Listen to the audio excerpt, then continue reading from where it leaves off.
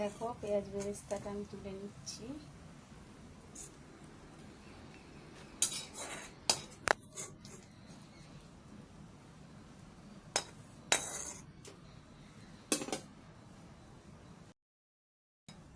আমি এই যে ডিমটাকে ভেজে নেব,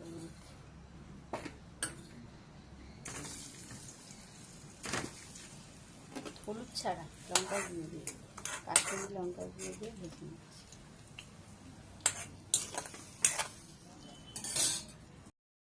সাদা তেলের মধ্যে গরম মশলা গোটা আর তেজপাতা ফোড়ন দিয়ে দিলাম। ডিমটা ভেজেছি, তেলটা একটু কালো হয়ে গেছে, তেলের মধ্যে ঘিও দেওয়া আছে। তারপর আমি এক এক করে মশলাগুলো দিই। এর মধ্যে দিচ্ছি আদা রসুন টমেটো বাটা,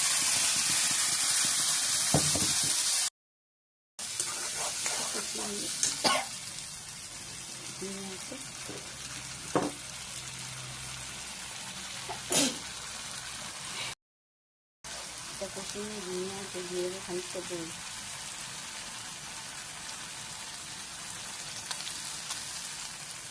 দইটা দিয়ে হাতে মাখতে হবে, দইটা ফুটে যায়।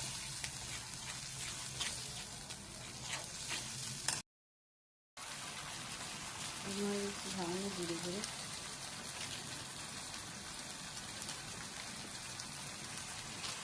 লঙ্কা গুঁড়ো,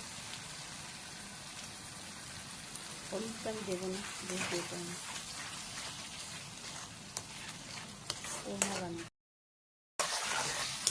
কোরমাটা নিয়ে আর সামান্য একটু চিনি দিয়ে দিচ্ছি।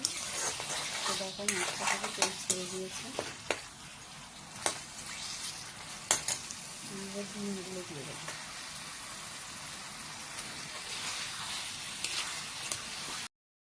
আমার হয়ে গেছে, আমি গরম দেওয়া দিই।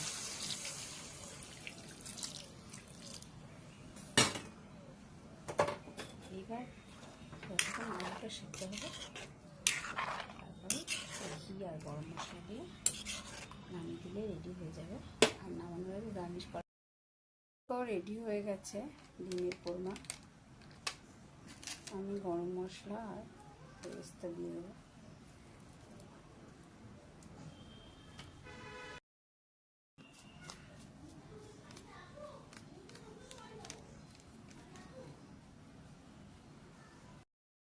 রেডি হয়ে গেছে ডিমের কোরমা।